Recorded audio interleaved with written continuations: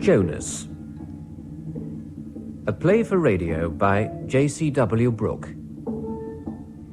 With Prunella Scales, John Rye, Anna Cropper, Julian Holloway, and David March. Jonas.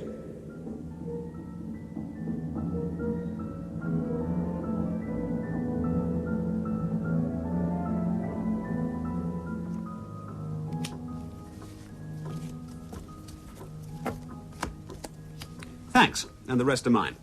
I get a rough and discard on that diamond. Thanks, Pat. Call the remaining trumps, make the ace-king of spades and rough up. 4 hearts, bid and maid. Well done, darling. Game and rubber. If you don't need that diamond, he must lose a spade. I know that now, darling, but I didn't then. Well, you could have worked it out. You knew I hadn't a Doubleton because I didn't Peter. I make that the round thousand. Son must have had 3. With the 3 in dummy, the 5 in your hand, he can't have had more than 2. I thought you might be short and could over-trump. How many times have I told you I always Peter with a Doubleton? I'm sorry, darling. I forgive you. Oh, what's the damage? 30p. That's right. Who's some more coffee, darling? Please. Hugo? Thanks. Pat? Please, do you want a hand? Oh, no, it's okay. Won't take a minute. It's already percolating. Shouldn't take long. You stay here. Well, good rubber. For you, yeah. You had a couple of game calls. And each time you opened that suit, that destroyed our tempo. And you were holding all the trumps when we were in 4 spades. That's luck. No such thing as luck. It's all chance. Same thing. Not at all. If you took all the hands I've ever held, I wouldn't mind betting they'd even out at a flat 10 points each with a square distribution. Same for you, same for Pat, and the same for Julie. Even though she's got the reputation of being a lucky player. Have I? Yes. Well, you always seem to get the cards when it matters. Now, that's my psychic power. I sometimes know that things will work. I knew, for instance, that we'd make 4 hearts on the last hand. Not against best defence. It looked right, it felt right. And by golly, it was right. Yeah, only against bad defence. Hugo, I've said I'm sorry. Well, I believe in luck. Personally, for straightforward rubber bridge, I'd prefer to partner a lucky player, a lucky bad player, than an unlucky good one. Any fool can make a cast-iron contract, but only lucky fools keeps picking them up. Well, I don't believe in luck. I don't believe any of those fancy things that go bump in the night. Ghouls, poltergeists, ghosts. Luck. God. Careful, Hugo. Your atheistic streak is showing again. Well, sure you don't believe in God, Max. Max will believe in anything to get an argument going, won't you, darling? Well, I must admit that I can usually see both sides of a question. Yeah, we used to call him, what was it? Max the... What was it, darling? Sorry? What was it we used to call Max at school because he'd always argue on both sides at once? Max the... Trimmer. What's his name who taught us history? Fothergill? Oh, yes, him. He called Max the Trimmer. That's right. After the Earl of Shaftesbury, I think, during the Wars of the Roses. Or was it the Civil War? Anyway, he always came down on the weaker side to trim things up again. Max used to do that during debates. So I did. What a good memory you got. Oh, dear. God, it must be all of 14 years. God, that makes me feel old. I'm sorry, Julie. It must be very boring for you. What, hearing about Max's past? I wish you wouldn't talk about me as if I wasn't here. It's the only way to keep you out of a conversation. Thank you. Darling, haven't we better start thinking Oh, no, you're not going yet. I've just It's put early. the coffee on. With plenty of time for another rubber. I told Sally we'd be late. Yes, I know, but... Don't you want to go on playing, Pat? well, Oh, not... come on, darling. We must get our own back. Well, I'd rather not. I mean... Are you all right, love? Yeah, I'm fine. I just don't want to play bridge for a while, thanks. Well, one more rubber at least. I'd much rather not. That coffee ready, darling? Of course. I'll get it. I picked up an interesting bit of junk the other day. Yeah? I'll show it to you. Yeah. Careful. Where are you off to? To get the, what I picked up yesterday. Oh, that. He's never happier than when he's poking about in some dusty old junk shop. Oh, don't we know it? What is it this Oh, time? one of those things, you know, with letters round the outside. It tells your fortune or something. Oh, an ouija board. That's right. You put a glass in the middle to trap the spirit, and it moves about to spell out messages. You have to put your fingers on top, though. It's a load of old rubbish. He spent most of yesterday polishing it up. He's thinking of hanging it on that wall over there. It's about the only thing you can do with it. Help yourself a cream and sugar. Thanks. Here we are. There. What do you think? Victorian? Well, you're the expert. Have you looked it up? Well, I've tried to, but there's nothing remotely like it in any of the books. No. They all say it was an Edwardian craze, but this looks much older. It's really beautiful. Was there a glass with it? For trapping the spirit? No. It's interesting woods it's made of. What's this? Oak? Mahogany, I think, and the other letters are ebony, I'm almost sure. The base seems to be sandalwood. What's that stain there? Do you expect? I don't know.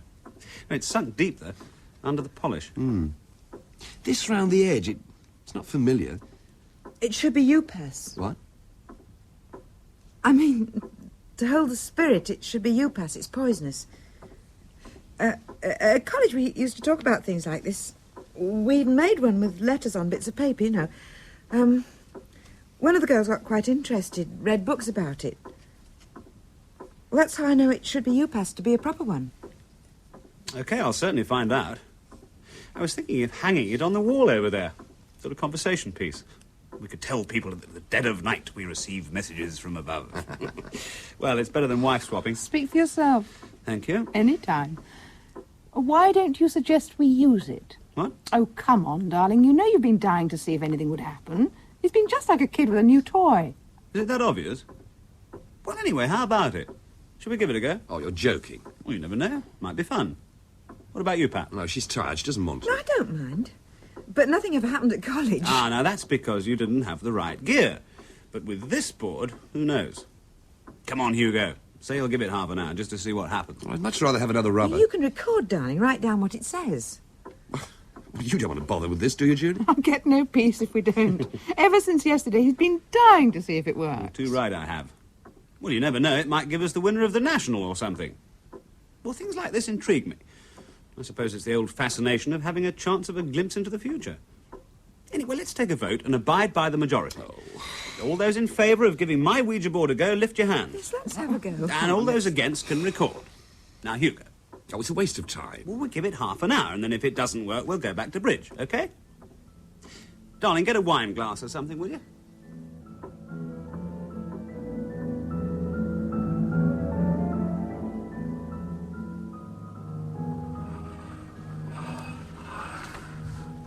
Anything yet? Nothing that makes sense. And there won't be. We're wasting time. 5 minutes more. Try asking it something. That might get it going. It's going. It's just not making any sense. I'm going to see what happens. It's not stupid. I feel embarrassed at addressing the empty air. Pretend you're on television. Oh, very funny. Is anyone there? It's moving more positively. What does it say? I-A-M. I am. Oh, someone's mucking about. Not me. Not me. Ask something quick before it goes. What do I ask it? I don't know. It's nothing. You ask something, Pat. Don't be stupid. We've waited half an hour. The least we can do is ask it something. Oh, go on, Pat. Who are you? M-E... Obvious when you think about it. In more ways than one. Hugo, quiet. What is your name? J... O... Oh, look, this is too much. Someone's mucking about. Darling, please. Look, put your finger back, Hugo. What, so you can go on making your joke, not bloody like it? Please. Oh, all right. I'll let him have his fun. There. Go on, Pat. Ask it again. What is your name? It's gone dead. It's more like Max has run out of ideas. Let's play bridge. I've not done anything. It's moving again. Invention coming back, is it, Max? It's not me. Quiet. Have you anything to tell us? My name is Max, and I'm making a joke. O-N-E-O-F... Write it down, Max. U-W-I-E-T-H-I-S-W-E-K...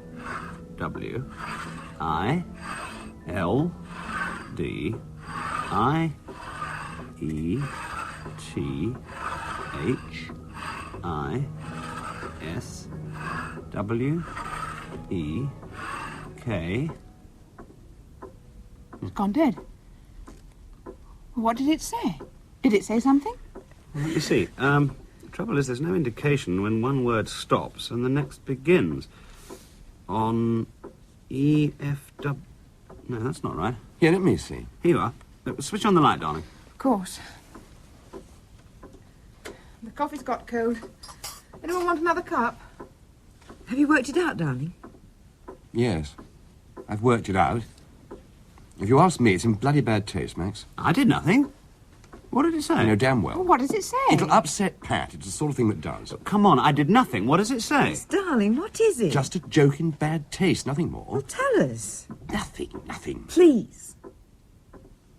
All right.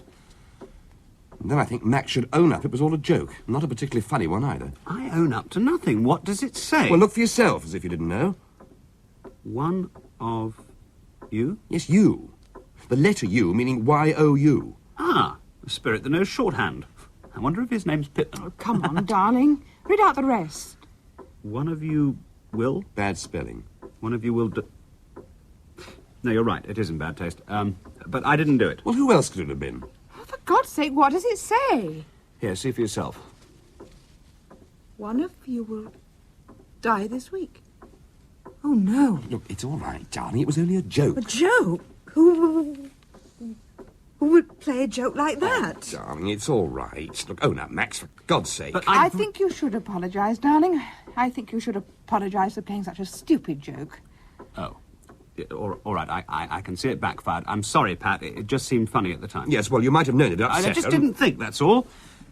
Well, you were all sitting around waiting for something to happen, and my Ouija board didn't seem to be helping, so I thought, why not? A judicious shove here and there, and bingo, a message. I just said the very first thing that came into my head. Look, I'm very sorry if it upset you, Pat. It's all right. Very sorry.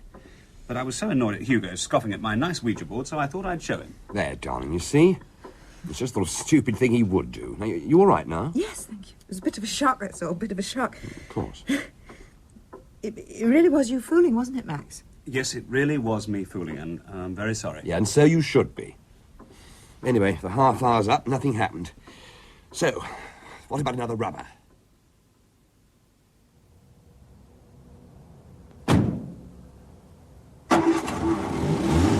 Bye. Bye. I'll call you tomorrow, Pat. Thanks for the evening. Yes, thanks for the evening. Bye. Bye-bye.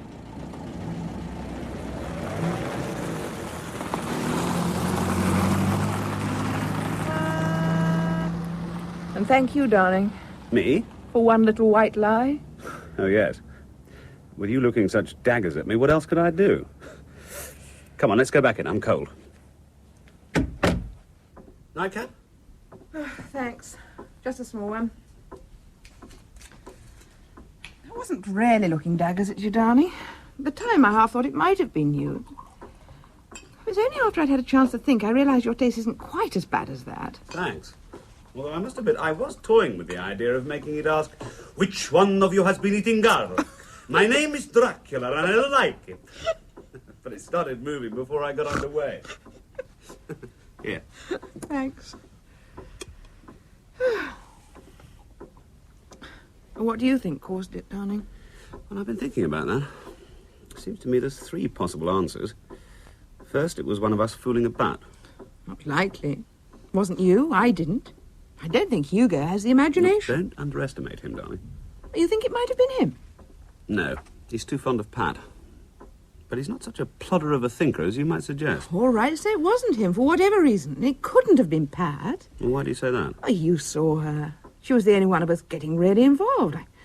I don't think it would have occurred to her to... Cheat? Exactly. She would have thought it would have been dishonest. All right. So it wasn't Pat, Hugo, you, or me, which disposes of my first explanation. Secondly, it could have been random. On the principle of the million monkeys and the works of Shakespeare. Well, given time. No, I don't think so. No, it answered the questions. It was too neat. And it was trying to spell a name when Hugo took his hand off the glass. J-O. John, I suppose. Well, it's common enough. Anyway, if it wasn't random, that brings us to my third reason. Don't tell me I know. It's what all this has been leading up to. Why we're both worried. Your third reason is that it was genuine, that we trapped a spirit. And that the spirit warned us that one of us only has a week to live. We'll die this week. Might mean tomorrow. Oh, lucky it's Sunday. It gives us a few days' grace. Don't joke about it, darling. Well, how else are we going to look at it? We'll never know. Even if one of us does pop off, we'll never know if it was anything more than a coincidence. Unless, of course... What? Well, there could be another reason. One much more in keeping with modern thought. Well, go on. Well, as you know, I'm no psychiatrist. But suppose one of us was guiding that glass subconsciously, spelling out a message, a wish even. A wish? Oh, why not? Let's stretch our minds a little. Let's suppose one of us wants to murder. What? No, hear me out. It's only pure hypothesis after all. Suppose I was having an affair with Angela. Your secretary? Well, she's an attractive girl. In fact, I really quite fancy her, as I think I've mentioned before. Several times. Jealous is showing, darling.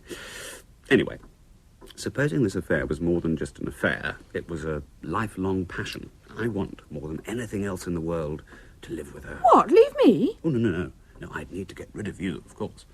So I plan to murder you next Oh, weekend. thanks very much. But at the same time, a residue of guilt remains in my mind.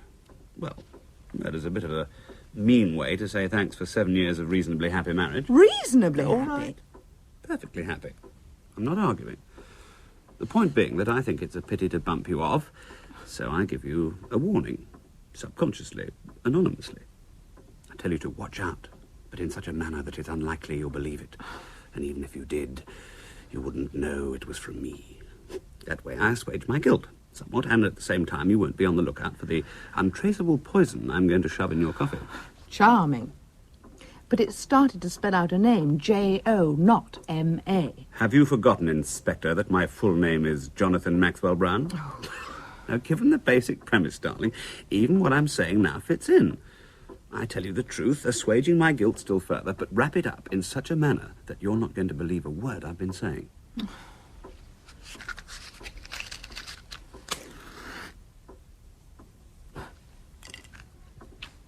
You're not, are you? What? No.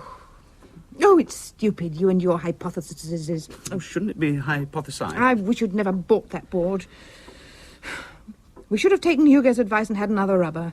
You believe we trapped a ghost? I don't know what to believe. Well, nor do I. But it's getting through to you, isn't it? What is?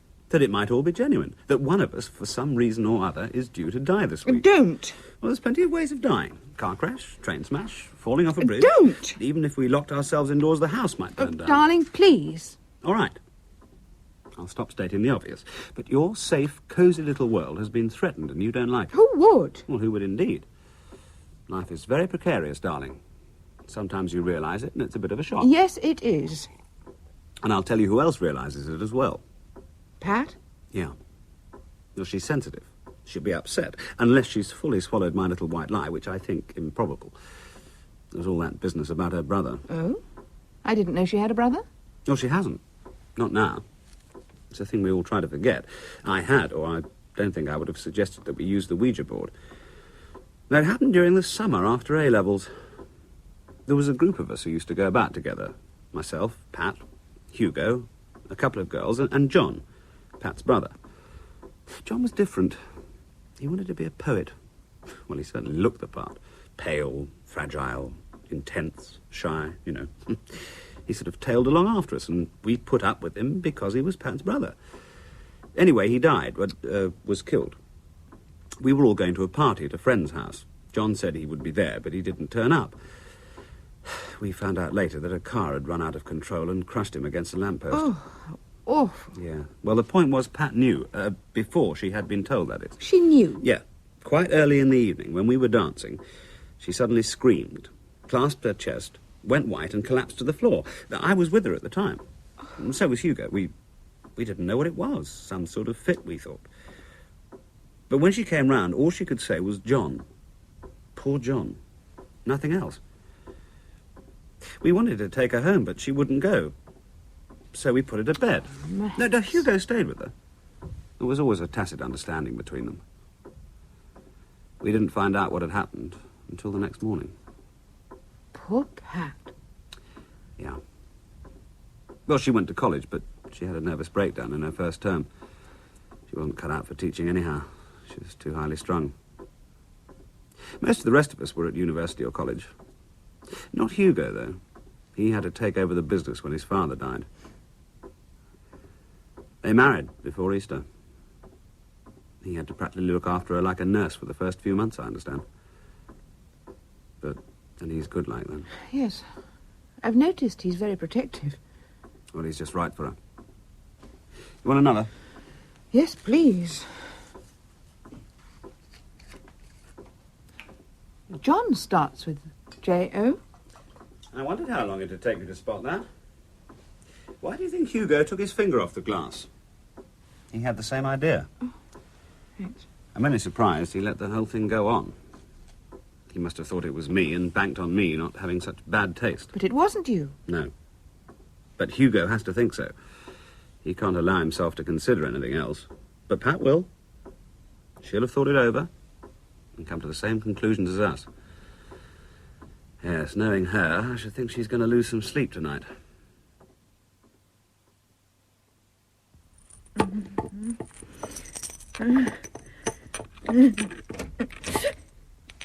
Oh, sorry, I didn't mean to startle you. It's all right. I'm looking for those sleeping pills. Oh, but you haven't needed them for years. You go back to bed, darling. I'll be all right. If I can't find them, I'll make myself a drink and read a book or something. I'll be all right. It's that stupid joke Max played, isn't it? No. I just feel restless, that's all. Too much coffee, you see. You know I never sleep well after too much coffee. It's the caffeine, you see. The caffeine keeps me awake. Look, you go back to bed, darling. You go back to bed. I'll be all right. Oh, it was only a joke, darling. He admitted it. I know it was a stupid thing to do, but, well, he admitted it. You come back to bed. I'll be all right. And you come here, love. Come here. Oh, darling. You're freezing. J.O., it might have been John. It might not have been a joke. It might have been John. You silly girl. It was Max fooling. But it might not have been. Now, lovey, listen. It was Max, that's all. Max playing a stupid joke. John is dead, but... Yes, and it's all in the past, a long time ago. Max must have forgotten. He must have done. But... No buts. Now, listen.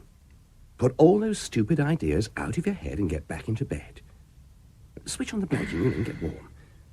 I'll find your pills and make a cup of cocoa and bring it up to you, okay? Okay? I'm sorry, darling, I know, lovey, I know. Don't worry. Everything's all right. Now, you get back into bed. Now, go on. Off you go. Go on. I don't want to stand about here all night, even if you do, young woman. Okay. Thanks, darling. Well, the best thanks you can give me is to stop these silly thoughts in that silly little head of yours. I'll try. Good. Now, off you go to bed. She couldn't get off to sleep last night. I had to find those sleeping pills for her. Max, I'm very angry about that stupid joke. You could have put it back 10 years. What the hell do you think you were playing at? Look, I really... Look, for God's sake, man. You, of all people, should know what she could be like about such things. Look, is this why you phoned me at work? To meet you here so you could give me a carpeting? Well, of course it was. If you'd seen her last night, groping about in the dark, Hugo, crying... Look, I didn't bloody do it. Nor did Julie. Of course you did it. You said yourself you did it. Only because I realised how upset Pat would get if I didn't. Yeah, but you said... No, you listen. I'm not a stupid man. I hadn't been drinking last night. I didn't play that stupid joke, if it was a joke. What do you mean, if it was a joke? Of course it was a joke. Have you thought of the alternatives? There aren't any alternatives. Glasses don't go round spelling out messages unless someone's fooling about. Look, I know you're trying to protect Pat, but... sandwiches, yes. are you? There you are, love. Right, who's next? Look, let's get another drink, get some food inside us, and then go through this thing rationally, shall we?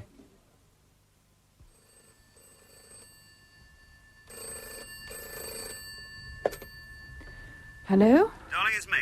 Have you phoned Pat yet? No, not yet. Ah, good. Because I've just had lunch with Hugo, and he was wondering if you'd go round there this afternoon. Apparently they had a bad night last night. He's rather worried about Yes, of course I'll go, but... Well, does he still think it's one of your jokes? I don't know. He was pretty angry about the whole thing, but I calmed him down. We decided in the end that the best thing is to convince Pat it was all my fault. She'll worry herself silly otherwise. Are you sure? Yes, of course I'm sure. Look, believe me, darling, it's the best thing. Oh, all right, I'll do it. Look, I must go now. There's someone at the door. All right, I'll see you this evening. Oh, by the way, I might be a bit late tonight. There's a contract needing Oh, attention. can't you bring it home? No, there's one thing I don't intend to start. I'll be in about 7 or 8. All right. I must rush now, darling. Bye. Bye, love.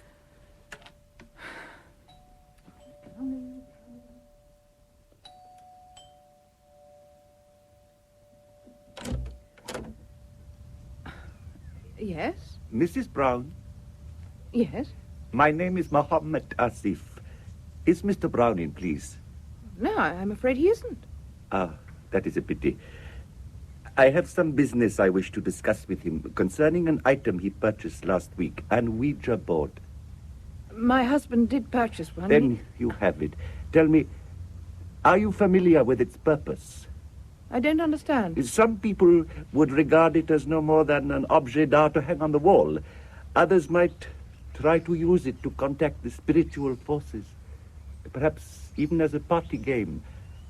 Have you and your husband done so? Why? Ah, I can see you have. Pity. And it spelled out something unpleasant?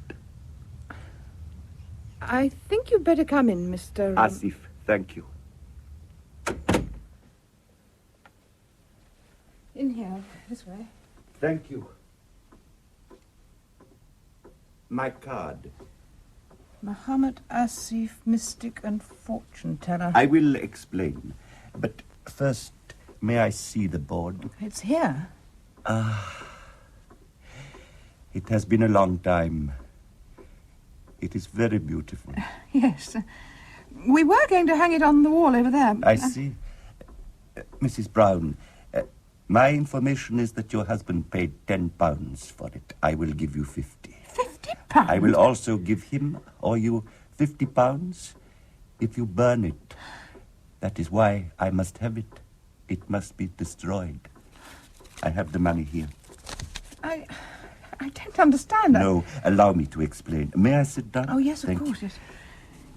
It is a long tale. As you may have gathered, I know that board of old. It was made by my father's grandfather. Oh, dear. Excuse me a moment. Of course.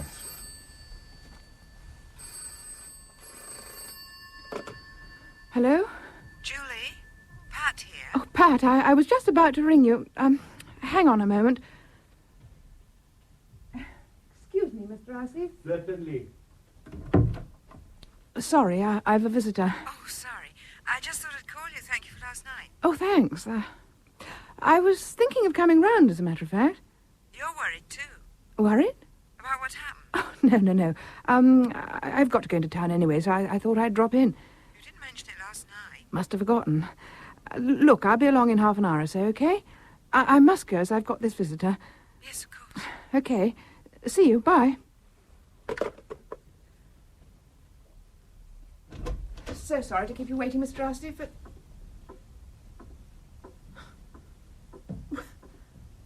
Where on earth has he got to? What on earth? When I got back, he'd gone. He'd taken the board with him and left £50. Hugo, what am I going to do? I'm worried. Have you told Max? Well, he's out. I've tried. His secretary will know where he is. Well, she's out as well. Strange. Yes, but what am I going to do? Stop worrying about it for one thing. Listen, are you going round to see Pat? Yes. Yes, well, whatever else you do, don't tell her about the board going. Convince her it was all a joke at Max's, or she'll have hysterics. Believe me, she will. Coming. Hello, Pat. Come in, I'll make a cup of tea. Lovely. Well? What? Did you do all you had to do in town? Oh, it wasn't anything, really. Just a birthday present for Max. Oh, yes? Yes, a putting machine thing. You know, for his golf. Ah. It pings the ball back. Oh, yes. Won't be long. How are the kids? Since last night. Hmm? I mean, you asked me last night how they were. They haven't changed since then. Oh. They're fine. Oh, good. Look, Hugo asked you to come here, didn't he? He phoned you up and asked you to come here to make sure I'm all right. You haven't been to the shops. You haven't had time to go to the shops. Hugo got you to come here, didn't he? Well, he was worried about you. He enjoys it. I don't... He enjoys worrying about me. He likes to think of me being helpless. He likes to think I can't cope. He likes feeling noble and self-sacrificing, and he's always trying to protect me, smooth things over. He's concerned about you. Yes, I know. I should be grateful, I know. But sometimes I feel smothered. I feel smothered now. I know Max played no joke. I've known Max all my life, almost. I know he couldn't have played a joke like that, not after John. Did he tell you about my brother John? Did he tell you about him? Yes. What he didn't tell you was... What I don't expect he told you was, I mean... What did he tell you about that time? That when your brother... No, not about John. John's dead. But what did he tell you about that time, about the three of us? Max, Hugo and me. What did he tell you about us? Nothing, really. Just that there was always a tacit understanding between you and Hugo. Never noticed me. was always Max. Max? Max was the one I was with. Max, not Hugo. What? Max was the first boy I ever kissed. First boy I had real dreams about. The first boy ever. It was always Max, never Hugo. Hugo never noticed me. I was strong, you see, independent. Didn't need him to lean on. I needed no one until John died. Then I needed Max, but Hugo came. Stayed with me all night. Hugo, not Max. Max hates dependence. You must have noticed. He hates illness. He treats people at face value. Hugo needs to be a knight. Hugo got to me. Married me when I was down, when I needed someone. He married me. Max went away and met you at university. I came back and married Hugo. Oh, don't think I'm not grateful. God knows what I'd have done without him. But he's only happy when I'm dependent. When I've been pregnant. When I've had the flu. When I've been depressed. When I've had to lean on him. Last night I leant on him and he was happy. Put me to bed, brought me a drink. Treated me like an invalid, a sick child, me.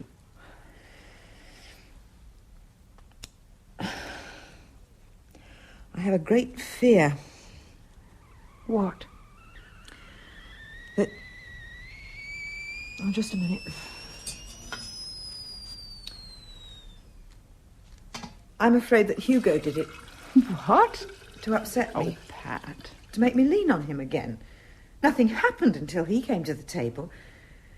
I'm afraid that he guided the glass, made it spell out J-O to make me think of John, and then went on from there.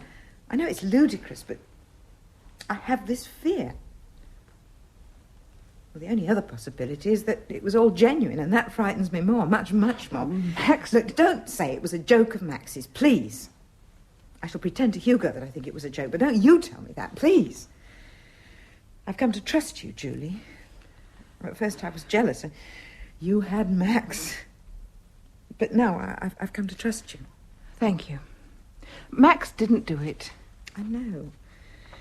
I knew all along. Do you want sugar? No, thanks, I'm dieting. He thought it was for the best. On your prompting.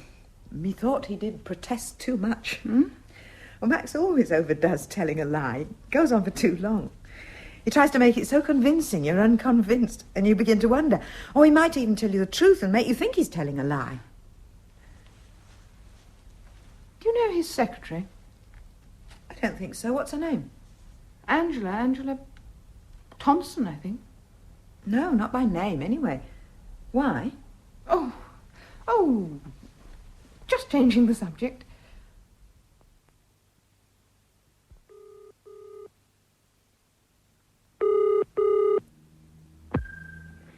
Good afternoon, Forbes and Hobbs. Mr. Brown, please. Oh, Mr. Brown, I'm afraid he's not back yet. Oh, this is Mrs. Brown here. I phoned earlier. Oh, yes, of course, Mrs. Brown. Well, I want to get in contact with him rather badly. You still don't know where he is? I'm afraid not. Well, how about his secretary? Is she back yet? No, she went off with Mr. Brown, as I said, just after he got back from lunch. Oh, she isn't on the phone, is she? Oh, no, I don't think she is, I'm afraid. Thank you. Goodbye.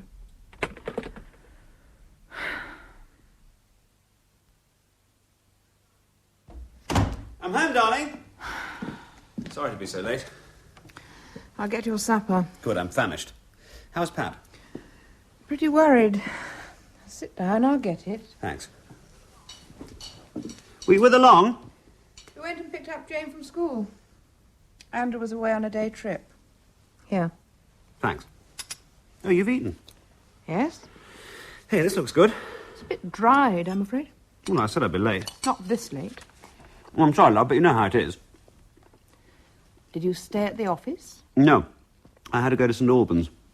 Angela wasn't feeling too well. Flu, if you ask me. So I ran her home and went on. You never mentioned St. Albans on the phone? Well, it blew up just after I'd phoned you. One of those canny Scotsmen who demand the personal touch. Pathological about being diddled by us Sassenachs. Did you? Well, far from it. I think he diddled me. Still, it's all business. I tried to phone you, as a matter of fact. Did they tell you where I was? No. Said they didn't know. Oh, don't tell me. Sally. Sally? Yeah. A new girl on the switchboard and reception. Completely hopeless. Why Hobbs ever hired her is beyond me. Unless he's knocking her off, of course. Which, looking at his wife, is quite likely. What did you want to speak to me about? About... No, wait, first, I must apologise. What for? This isn't that bad. No, not about the food. After what you said last night... Well, we've all been on edge, and... Well, I've been sitting here thinking that you and Angela were... Having it off? Oh, I'm surprised at you, darling. Mind you, it would have been much more enjoyable than sitting half the afternoon and a good part of the evening on a very hard chair. And he didn't even offer me a cup of tea, or a drop of the hard stuff.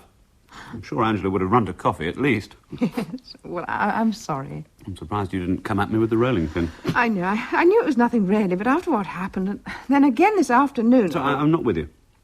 Pat, do you mean? Partly, but... Oh, do you remember when you phoned me, I mentioned there was someone at the door? Well, it was an Indian called Muhammad Asif.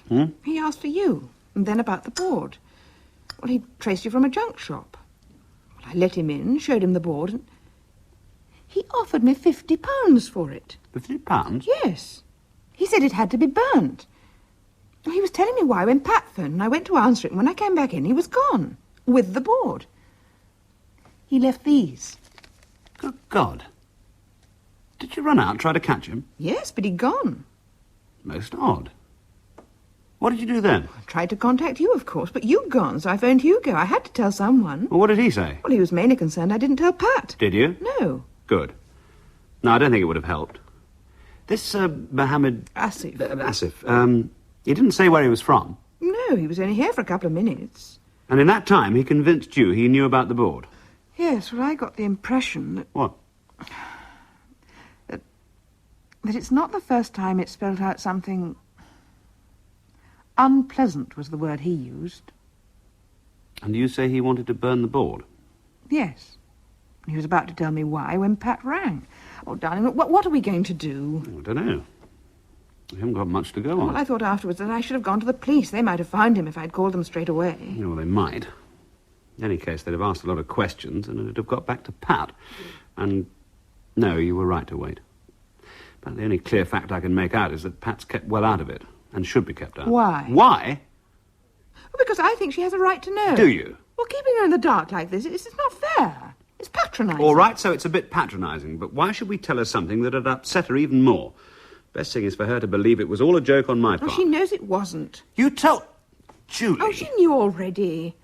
Oh, darling, she was in a bit of a state. So you went and told her it was no joke? She was getting into a state about being in the dark, about Hugo suffocating her, about their marriage, about lots of things.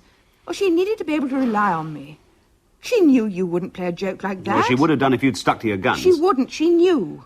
It wouldn't have mattered what I said. Max, she's...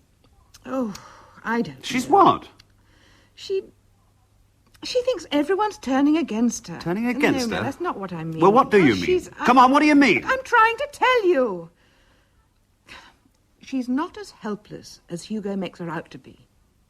She has a great grasp of what's happening and she feels very frustrated because no one will discuss it with her rationally. They treat her like a child, a sick child were the words she used. Except you. To a certain extent, yes. So what you want me to do is get on the phone, ring up, hope Pat answers, and then say, Pat, did you know a mysterious Indian called this afternoon and after hinting that the board has brought bad luck before, took it away for burning? She'd have hysterics. And to what end? No end. Darling, Pat is highly strung. When she gets worried, her health suffers alarmingly, and this makes her worry more, and she gets into a vicious circle. I told you it took Hugo months to get her over, John. If you or anyone tells her everything now, you'd put her back 10 years, that I promise you. How can you be so sure? Since when did Hugo ever let her face things? Since when did Hugo not treat her like a child? How the hell do I know? I'm not married to her. I don't have any divine insight into their private lives. It's not up to us to meddle. Honestly, darling, do you think telling her about Asif is going to help? Particularly when she doesn't suspect anything of the kind. If she half knew, then maybe yes, but why worry her about something she knows nothing about? It'd be stupid. Look, don't you agree, love? Yes, I suppose it would be. You see, you're seeing everything in black and white, darling, like earlier, when you were concocting great love affairs between me and Angela. Never occurred to you that there was a perfectly reasonable explanation for it all. It did, but I didn't pay much heed, I must admit. Well, there you are, then. Any pud? Of course. I'll get it.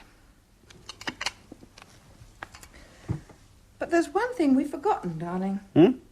All this business of the Ouija board isn't in black and white. Nor is there any reasonable explanation. No, but then I don't expect there to be.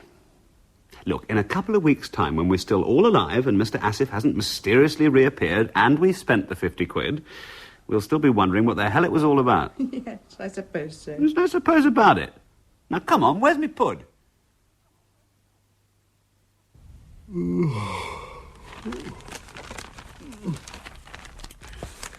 Oh, it's time for bed. I'll get your pills. I don't think I'll need them tonight. Well, you won't sleep. No, I think I will. I feel better now. Julia was very kind. She listened. You know what you're like when you start worrying. She told me it wasn't a joke. You mean you tried to convince her it wasn't? Now, I'll get your pills. Please, I don't want them. Well, you prefer to lie awake all night? Because that's what you'll do. You know you will. Hugo, listen. I know what's best. That's a good night's sleep. Now, you toddle off to bed like a good girl and I'll bring out some cocoa. Don't treat me like a child. I'm sorry, I didn't mean to. But honestly, darling, you know perfectly well that you'll need a pill tonight. We usually have cocoa, don't we? I don't want a pill. Well, now you're being childish.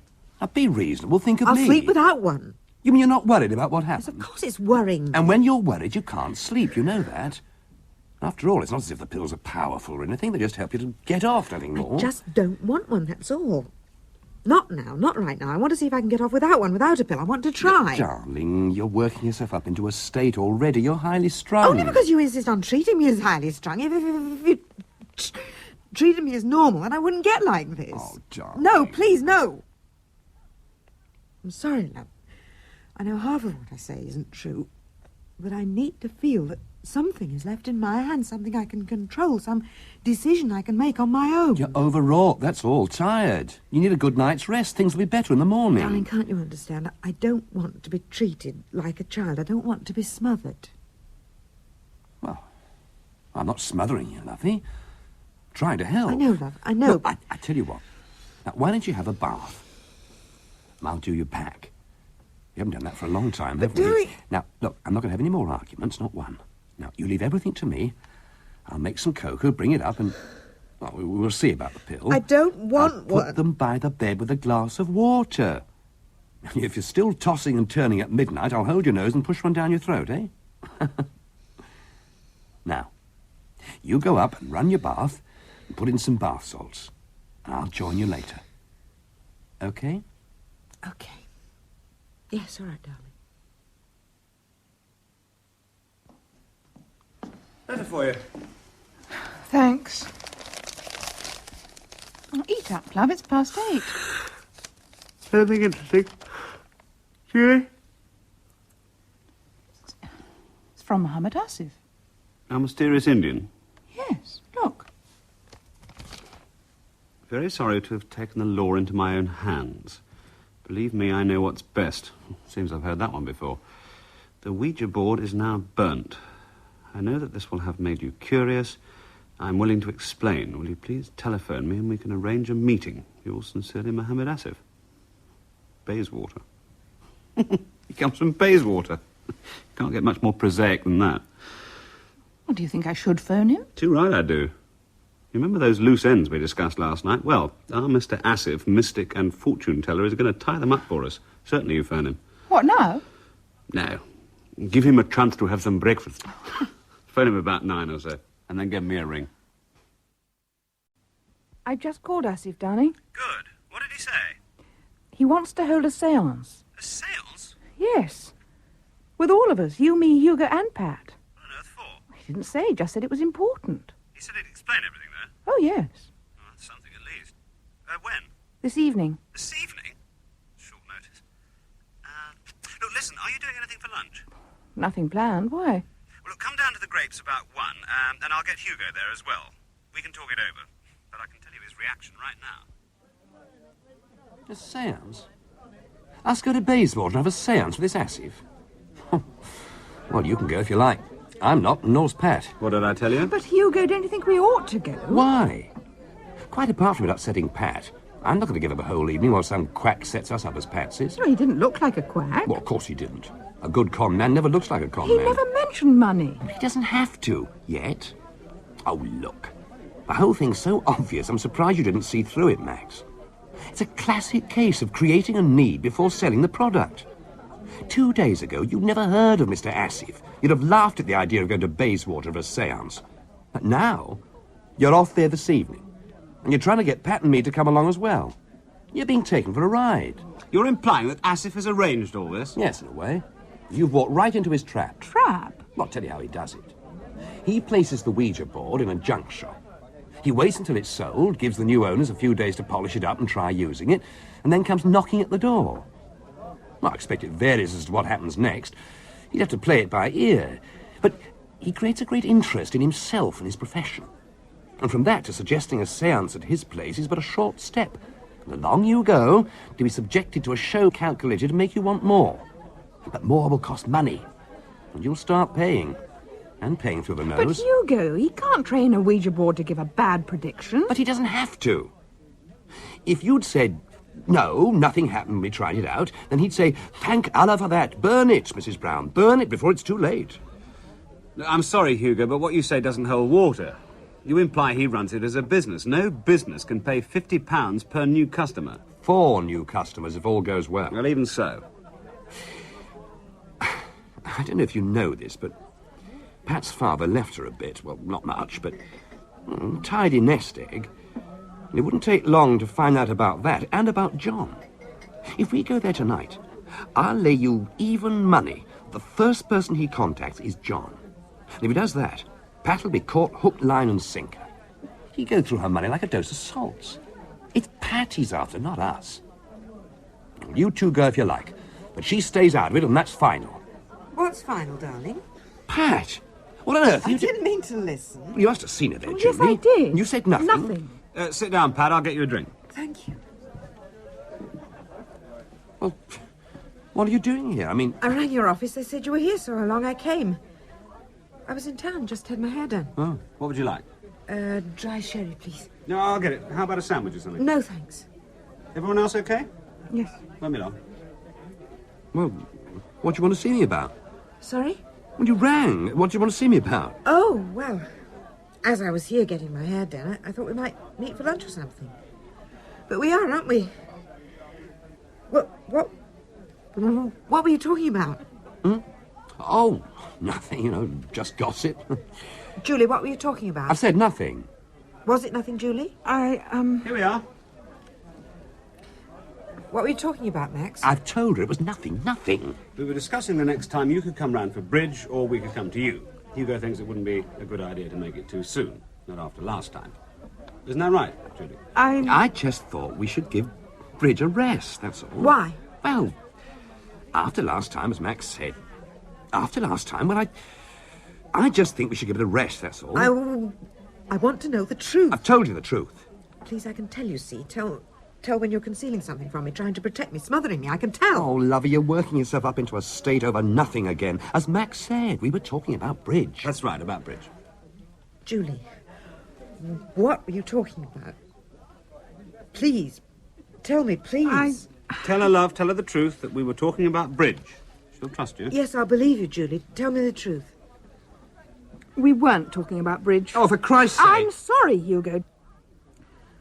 The Ouija board has gone. A Mr. Asif took Now, it. look, this has gone on long enough. I'm taking her home. No, go on, Julie. Yes, go on, Julie. Look, you keep quiet. You've done enough damage. Now, come on, Pat. No. Come on, I said. No. Look, can't we... Look, shut up. Darling, please, I must know now. Can't you see I'm that? taking you home. We'll have to tell her everything, Hugo. You must see that now. Yes, we have to. A half-truth is worse than a whole truth. Well, look, if you... She did what she thought best. She may be right, I don't know, but the cat's out of the bag. Hugo, you've no alternative now. Tell her everything, darling, and then let Hugo say why he's against going to Bayswater this evening. Bayswater? I'm coming to that. Remember I mentioned to Mr. Asif. And I was talking to Max on the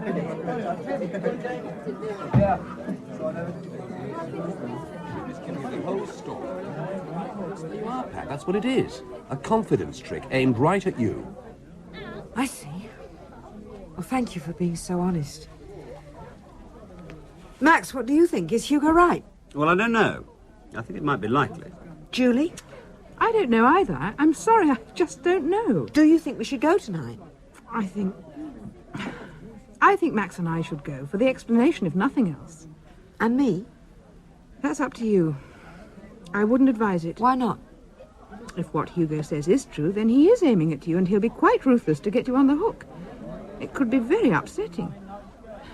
He could pretend to hear the spirit of your brother. Yes, I can see that. Julie, you're the only one of us who's actually met him. Do you think he's a charlatan? I don't know. He seemed very plausible, but then he would, wouldn't he? Look, the best thing is for Julie and me to go along and see what he says. There's no need for you two to get involved. We'll report back, and then we can all make up our minds. Yeah. And we can stay in the background, stay out of it. No, I think we must go, all of us, this evening. No, darling, I'm sorry, but it's out of the question. We have to go, can't you see that? We have to go because he might be genuine, might be trying to help. The prediction. Oh, that was just someone fooling about. We know that it wasn't. We all know that. We're threatened, darling, and this man might be trying to help. I know you might be right and that it could be very unpleasant for me, but I'll be all right, you see? I'm quite calm, and now that I know what you all know, I'm quite calm. I think we better take your car, Max. It's bigger. We're not taking anybody's car. Max and Judah can go if they like, but not us. We're staying at home. You stay if you want to, darling, but I'm going. No. Yes! Well, we haven't a babysitter. Sally will be glad to. She might be going out. Then I'll get someone else. What time did you say we'd be there, Julie? I said I'd phone him back. Right. Max, how long will it take to get there? Half an hour, 3/4. Well, if you tell him we'll be along about 8, Julie, and then you pick us up about 7, we'll have plenty of time. Can you make it back by 7, darling? Well, I might have to work late tonight. Well, that's up to you. I'll get a sit around just before 7. You'll phone me if you can't make it, won't you? Yes. Good. Well, that's settled then. Completely settled.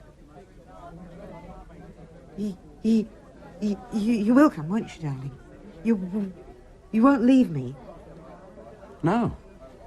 Of course I won't. Thank you. But I still say you'll be upsetting yourself to no good purpose. And if I get one indication that this Asif is a charlatan, so help me, I'll strangle him.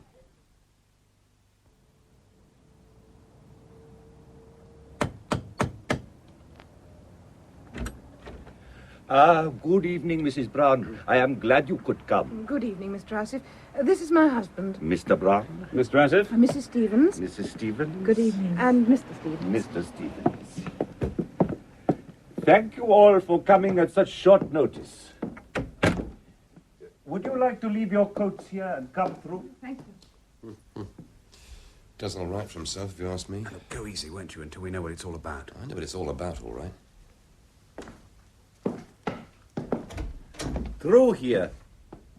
Would you like some refreshment? I can offer coffee or tea, maybe something stronger. No, thank you. Well, won't you all sit down? Thank you. Thank you. That's right. And you sit here? Good. Thank you. Now, I have much to explain, and we have a lot to do. Hold a seance, you mean? You do not believe in, for want of a better word, the supernatural, Mr. Stevens? No, I don't. Mrs. Stevens? I don't know. I think so, but I'm not sure. Mr. Brown? Well, I'm very dubious. And Mrs. Brown, I would say you were not sure either. No, I am not. It's always the same. Very few say they believe, a number scoff, and a majority are undecided. But no matter, no matter. All I require is an open mind this evening. I bet you do. Darling. Or if not an open mind, at least a willingness to listen. Look, about the Ouija board. Yes, I took it, stole it, if you like, because it had to be destroyed. It has now been burnt. Why? Because it is cursed, Mrs. Brown. Let me explain. I am an Indian. My family come from near Calcutta. For many, many generations, at least one male member has been gifted with psychic power, second sight, if you like, an ability to contact and learn from the spirit world. You must understand that words are not really adequate for describing this process and the forces involved. They must be experienced to be understood. The psychic gift that runs in my family made us venerated to a certain extent. The coming of the British Raj did not change that. Indeed, such was our renown that the British sometimes consulted us. And in particular, they consulted my father's grandfather, perhaps the greatest mystic our family has ever produced. His fame and knowledge was such that even viceroys would seek his advice. For not only was he supremely gifted, but also wise, and did much to ease the tensions between the two cultures. He was a great man, a very great man. One day, a woman called to see him, a white woman, young, attractive, English. She had come out with her husband who was in the army. I don't know her name. I shall call her. The upas forms the bars, the sandalwood, sweet-smelling, gentle, kind, the gilding. Her spirit can be happy there, providing it is released in time by the mystic who summoned it forth. That mystic was now slain, and the sandalwood seeped in a murdered sister's blood. The gilded cage had turned into a torture chamber, and there was no escape. The board was cursed. Whenever it was used by someone with psychic power, Jonas could reach out into the material world and give vent to his anger, his frustration, his malevolence. He gave predictions of illness, accident, death. And did they come true? Yes, inevitably. Oh, God. What is it? What's wrong? Well, she's fainted. Get some water, someone. Some water, for Christ's sake. Allow me. Get her outside, some fresh air. Are you all right, love? Hold her head up. Come on, Pat, I'm taking you home. No. Here, What's that? brandy. Give it to me. Here, Pat, sip this. Make you feel better. Come on, love. When she's better, I'm going to put her in the car and then I'm going to come back and wring your blasted neck. You go control yourself. Control myself? Do you realise what this bastard's done to my wife? I did nothing but tell the truth. Nothing but a bloody tissue of lies, you mean. For God's sake. I'm going to wring his bloody neck. I don't care who in hell tries to stop me. Hugo, Pat wants you. Look, you're all right, darling. Yes. I'm taking you out to the car. Can you walk? All right, I'll carry you. Now, put your arms around my neck. No, darling, no, I'm not leaving. Yes, you are. Get her out to the car, Julie, and stay there. You too, Max. Not me. It's not your wife he's got at. Not your wife, it's Calm mine. down, Hugo. Calm down, for God's sake. Do you remember 10 years ago? Well, look at her now. All right, darling, don't do anything. Please, It'd please. serve no purpose if you went for him now. You'd only upset her more. You sure you're all right? Yes, darling, I'm okay. It was just a shock, that's all. I've been a bit tense. Anyway, we're going right now. One moment. Out of my way. Hugo. Please, darling, please. There are still some things that have to be explained. They will perhaps help your wife. Certainly they should not upset her more. Go on. First, I must apologize. I did not realize, Mrs. Stevens, that you could be so affected. And you call yourself a mystic? I could have known had I been concentrating on her. But I was far more interested in you, Mr. Stevens. Well, of course you bloody well were. I was the one you had to win over. The others were already half convinced before they came. No, it was not for that reason. I was interested because you are like me, gifted. You also have psychic power, Mr. Stevens, and of a very high order. Well, that's ridiculous. No. It is very often those that have the power, but do not realize it, who scoff the loudest. They are frightened of what they sense inside themselves, and try to mask this fear by derision. Oh, for God's sake. It's not me. I'm not... No, But, John, my brother, I knew... you were close to him. Very close. Then it was probably a last desperate appeal from him to you.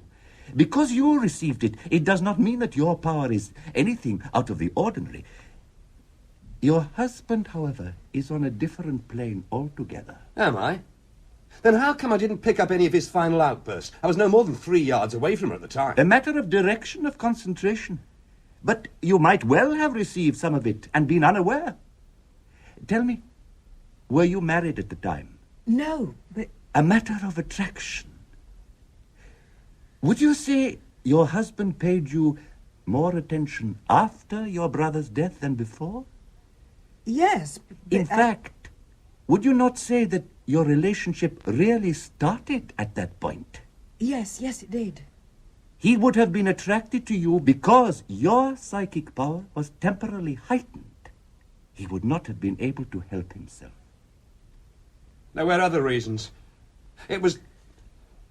Oh, for God's sake, this is too much. I'm sorry. I may have stumbled on an exposed nerve. But I assure you this was inadvertent on my part. Mr. S., if there are several questions I would like answered. Some points are not clear. I would be glad to help. But first, please, won't you all sit down? Darling, sit down, please. Are you sure you're all right? Yes, really, I'm okay. Sit down, please. Very well. Now, Mr. Brown. Well, first, you say a spirit knows no more after death than before. Apart from an ability to glimpse the future. Well, then how can a malignant spirit, such as you say was in the board, make predictions come true? I don't know. There are many things we do not know. But I should say that as the spirit grows in hate or is changed by peculiar circumstances, then it eventually reaches the stage when it is powerful enough to reach out and touch the material world. Also, the longer a spirit is in contact with our world, the stronger it gets. Jonas has been in continuous contact now for over 100 years through the board. The prediction he gave for us? Will it come true? I am not sure. I hope not. I hope that by burning the board, I have released him and thus reduced his power, or made him benign. It is to establish this a seance must be held. Seance. Bloody seance. Mr. Stevens, I know this is difficult for you. Difficult? It's bloody impossible. Can't you see what he's doing? He's nudging us into a position of acceptance of him and his powers. Before you know where you are, money will be mentioned and the hat will be passed round. So that is what you are afraid of, that I am a shyster. Mr. Stevens, my great-grandfather made that board, and it has brought you 4 people great worry and placed you under a threat. It is my responsibility to help. I do not want, and I do not need your money. Yet. Well, that's another thing I can't understand. How did we get hold of the Ouija board? Yes. If it's so precious and dangerous, how come it ended up in a junk shop? A mistake. I was born and brought up in India and followed my calling there under my father. He told me of the Ouija board and made me a promise never to use it except in revenge. The spirit could be controlled by an adept. I have never been certain enough of my powers to attempt this. When my father died, I came here and the board came with me. I've been here 20 years now. All that time it remained in my box room, half forgotten. 2 weeks ago, my daughter asked me if she could clear out the box room, as a friend was joining her from university. I said yes. It was only later that I remembered the board and started to trace it. It took 8 days, days of great worry. When I saw it again, polished and clean and deadly, I knew it had to be destroyed. I took it, came here, wrote the letter to you, and then burnt the board in that fireplace. I built a pyre and ritualistically burnt it. It will be, I hope, enough. But now we must hold a seance and find out if I succeeded. Why hold a seance? Why not just go into a trance and ask the empty air? You are the one who called him forth, Mr. Stevens. You are the one to do that. If you were skilled enough, you could talk to him at this moment. But as you are not, we must link minds. In other words, hold a seance. Then we will find out what he wants. And if necessary, reason with him. It gets worse and worse. He's going to do some rigmarole of pleading with a spirit to stop one of us dying this week. Well, can't you see he's a phony? All that rubbish about him forgetting the board was there and his daughter clearing it away and selling it. Where is this daughter? Have you a daughter? Can't we see her? She is now back at university. Oh, how very convenient. The reason she came down was her mother's death. My wife died a fortnight ago, Mr. Stevens. I am still in mourning. I am used to having my calling derided, but do not count on my good humor for much longer. I am sincerely trying to help I need no money, only cooperation. Particularly yours, Mr. Stevens. For it is only with your power I will be able to lift the curse from you, if it is still there. From me? Of course. He would have to work through you. You are now his contact with this world. He would work through you to achieve his ends. Please, Mr. Stevens, accept, just for this evening, everything I have told you as true. Afterwards, call me what you will. But for the space of a few minutes, accept. What do you want us to do? Nothing. We're doing nothing. Please, darling, please. Max? I think you should. He destroys his whole case if he asks for money now. Anyway, I've never attended a seance before. I thought I'd die first. I think you must. Well, for Pat's sake, you must. All right, Mr. Asif. The floor is yours. Thank you. Now, will you please draw up your chairs so that we can all link hands? And, Mr. Stevens, if you could sit opposite me, please, so we face each other. What, no special table? No candles? No mood music? No lowering of the lights? Those things are merely trimmings to impress the credulous, nothing more. With both Mr. Stevens and myself here, we have power and to spare. Now, are you all comfortable? Then we'll begin. Clasp hands. Lean back. Relax. Close your eyes. Think of nothing. Breathe evenly, deeply. Think of nothing but my voice. Imagine nothing but a total blackness. See nothing but a total blackness. Feel nothing but a total blackness. It grows, the blackness grows, and your mind sinks back, feels tired, drops back and back, down and down into a black, deep pit. And you relax, back and back, farther and farther. Mr. Stevens, do not resist. Sink back with us. Back, back, farther and farther. And let Jonas in.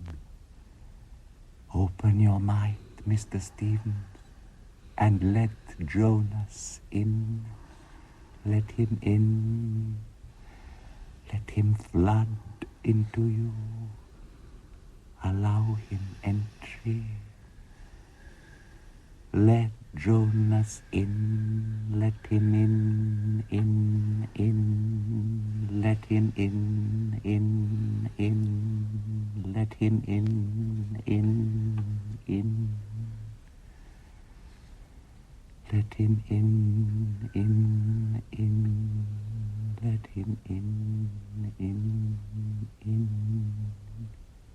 Let him in. Are you there? Are you there?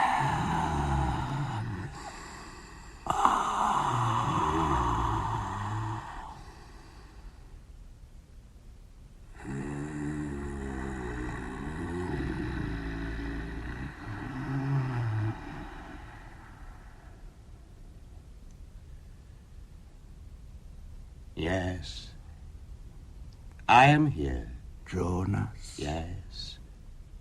I am Jonas. And I know why you have called. You are released from your torment. Torment? I do not understand you, little man. What torment? When I burnt the board... You released me. And now I am free. Free! I know.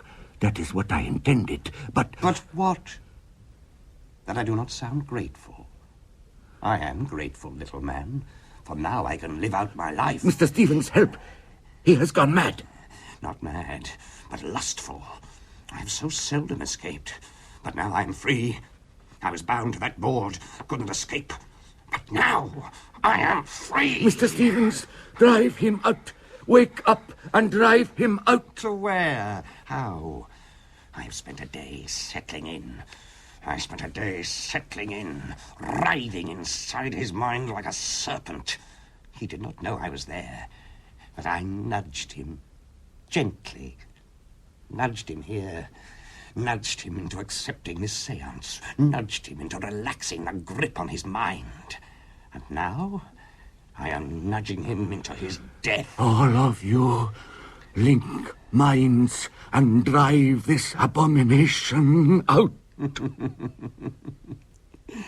A failing mystic and 3 incompetent people drive me out. You get above yourself, little man. Fight him, Mr. Stevens. Fight him. Hear me. Out, out, out. You're late. Far, far too late. He is dead. Oh, no. He is bluffing, Mrs. Stevens. Do not break the circle. Join me. Out, out, out, out. I will help. Out, Out. Out. You cannot do it. You cannot do it. Out. Help us, Max. Out. Out. Out. Out. out, out, out, out, out, out, out, out.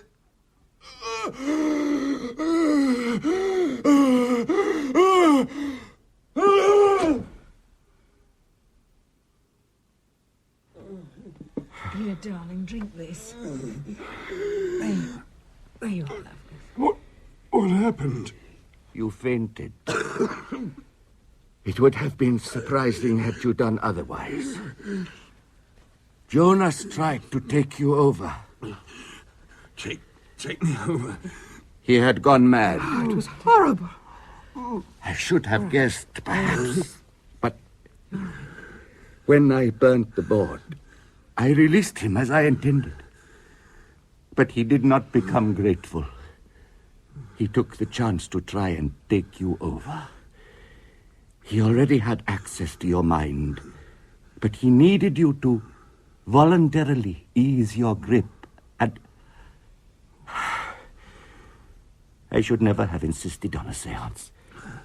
If you hadn't driven him out... Tell me, what can you remember? Nothing, really. I was thinking it was all a bit stupid. Us sitting in a circle holding hands with you trying to hypnotize us or something. Then I remember thinking, oh, what the hell?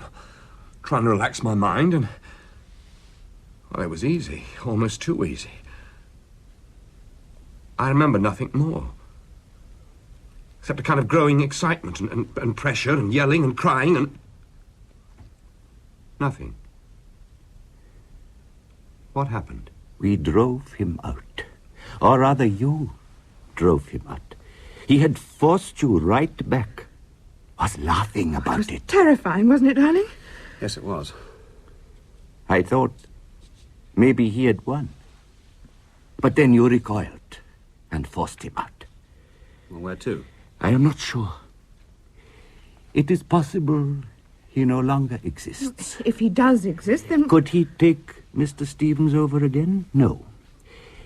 He was only susceptible because he had the power, but was unaware of it. Now he will be ever on his guard.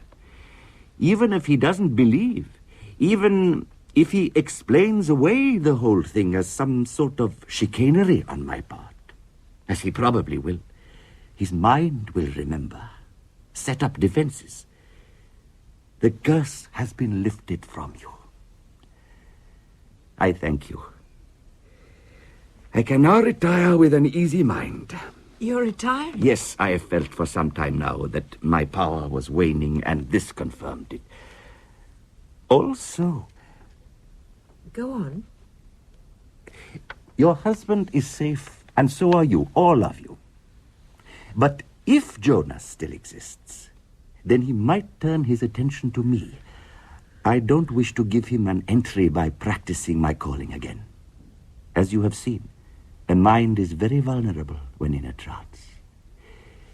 You would be well advised never to attend another seance, Mr. Stevens. Don't worry. I've no intention of doing so. None at all. Mr. Asif, we thank you. We all thank you.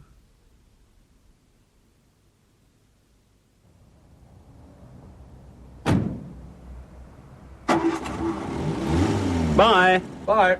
Thanks for the evening, Julie. Thank you. Bye.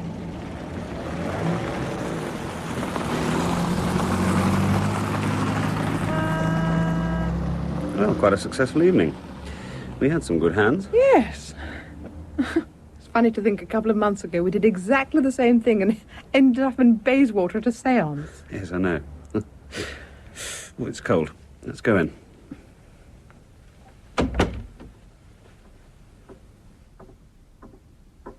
Nightcap? Oh, just a small one. Pat looks fine. Oh, I thought she looked a bit tired. A bit tired, yes, but otherwise fine. Yes. Here. Thanks. Was strange, wasn't it? I'll say. My trouble is that I can't stop my mind wondering, speculating. Even after all this time, I still come up with new angles. Such as? Well, let's take as a premise that it was all genuine, that Jonas, a malignant spirit from the past, tried to take Hugo over. Oh, but we've been over this again and again. Wait a minute, love. I mean, how do we know that Jonas didn't succeed in taking Hugo over? What? Let's look at things from the other angle for a while. Let's assume that we didn't drive Jonas out. Let's assume that the Hugo we know got pushed out somehow and Jonas took over. Now, the last thing he's going to say is, ha ha, you failed, I'm Jonas, ha ha. No, he's going to go right on being Hugo. I don't understand. Well, it's simple. If Jonas has taken Hugo over, he'll have all of Hugo's mind to play with, all his memories, response patterns, skills, everything. If he doesn't want to be found out, as he won't be, he's got the perfect camouflage. He behaves like Hugo, he reacts like Hugo, he is Hugo. But not really. Really, it's Jonas. You're joking.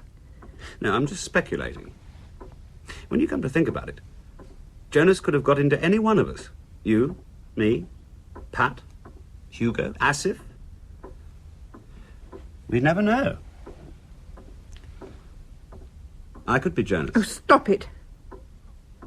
Jonas was evil. The big changes. Yes, but not right away. He won't show his hand right away. It'd be the small things that change, the small, almost imperceptible things. Things you could explain away by saying you're getting old or under a strain. He'd be very careful not to be found out, very careful. He'd throw up smoke screens like at the seance. At the seance? Or a better way of making us all think he'd been beaten. It was very dramatic and very effective. It wasn't until I started mulling it over a few days ago I realised that if I were Jonas, I would have done exactly the same, or slipped quietly into someone else's mind. Mine, for example. What I'm saying now could be no more than an elaborate double bluff, in case you thought of it first. Had you, by the way? No. Oh, God, darling, you almost got me worried now. Sorry. I'm just playing with ideas. That's all. Just playing with ideas.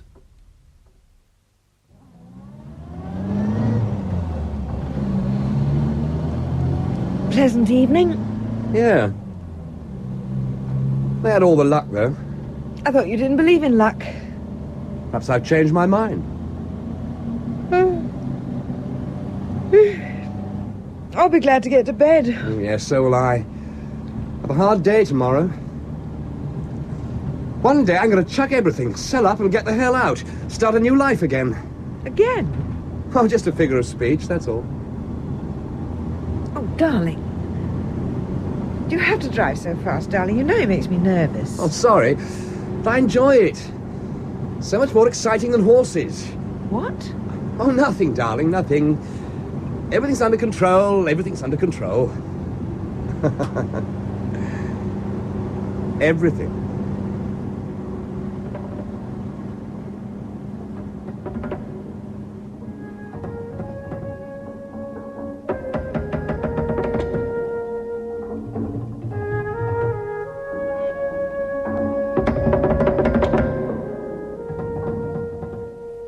Jonas was written for radio by J.C.W. Brook.